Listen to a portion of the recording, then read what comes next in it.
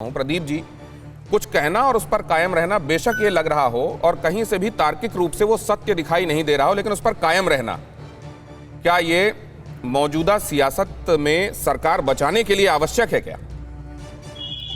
देखिए, जो घटनाक्रम चल रहा है उससे तो कुछ ऐसा ही लग रहा है। ऐसा है कि अनिल देशमुख साहब प्रेस कॉन्फ्रेंस कर रहे हैं, ये वीडियो में दिख रहा है। वो संक्रमित थे, दूसरे संक्रमित न हो जाए इसलिए मिलने नहीं दिया जा रहा था, ये जो तर्क दिया जा रहा है। तो मास्क भी नहीं लगा रखा उन्होंने। जब मीडिया से बात कर रहे हैं, अगर उनको इतनी चिंता थी दूसरों की तो उस समय मास्क भी नहीं लगाया था।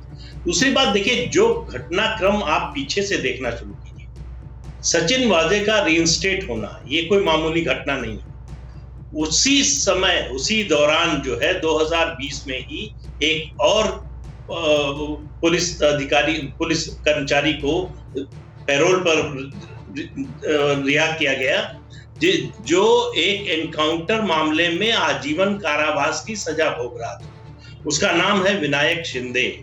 इस विनायक शिंदे को एटीएस ने गिरफ्तार किया है मनसुख हिरेन की हत्या के संदेह में।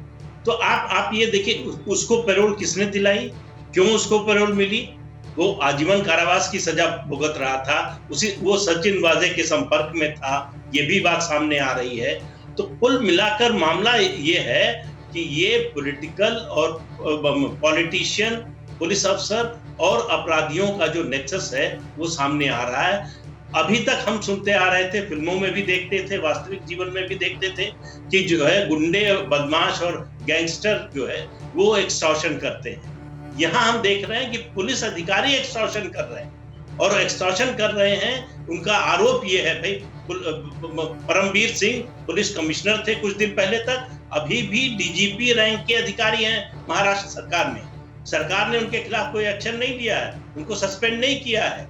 ये जो बार बार कहा जा रहा है कि भाई वो झूठा आरोप लगा रहे हैं, किसी के इशारे पर कर रहे हैं और ये बात झूठी है, तो उनको सस्पेंड क्यों नहीं किया, उनके खिलाफ इंक्वायरी क्यों नहीं बिठाई गई? वो उनको सुप्रीम कोर्ट जाना पड़ा कि इस मामले की जांच कीजिए। लेकिन अब मैं ये समझ लूं कि क्या शिवसेना के सामने कोई मजबूरी है?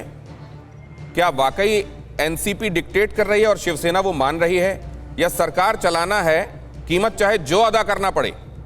गौरव वर्मा जी बिल्कुल, मैंने आपकी बात भी सुनी है।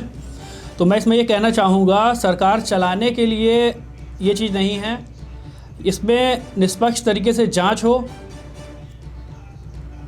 शिवसेना की सरकार जो महाराष्ट्र में है, भारतीय जनता पार्टी, मैं ये कहना चाहूँगा, भारतीय जनता पार्टी की जहाँ जहाँ सरकार नहीं होती है वो वहाँ पर हर तरीके के हथकंडे अपनाती है। गौरव वर्मा, कौन करेगा जांच? आप ऐसे कह रहे हैं जैसे आप विपक्ष में बैठे हो वहाँ। मैं क्या कह रहा हूँ? मैं ये कह रहा हूँ कि भारतीय जनता पार्टी को ये रास नहीं आ रहा है कि महाराष्ट्र में उद्धव ठाकरे की सरकार जिस तरीके से, इतनी अच्छी तरीके से सरकार चला रही है, कोरोना काल में भी उन्होंने जिस तरीके से जनता की और पब्लिक की मदद की है, अगर डीजीपी साहब से, अगर एक तथ्य है सामने, उस तथ्य का जवाब नहीं। ये तो वो हो गया पॉलिटिकल रेटरिक, जो कई बार मैं देखता हूं महाराष्ट्र में जब भी कुछ होता है तो उसमें भाजपा का हाथ हो जाता है सरकार को स्थिर करने के लिए। ये तो उस तरीके की बात हो गई। न्यूज़ टॉप 9 रोज सुबह 7 बजे और शाम 7 बजे सिर्फ TV9 भारतवर्ष पर।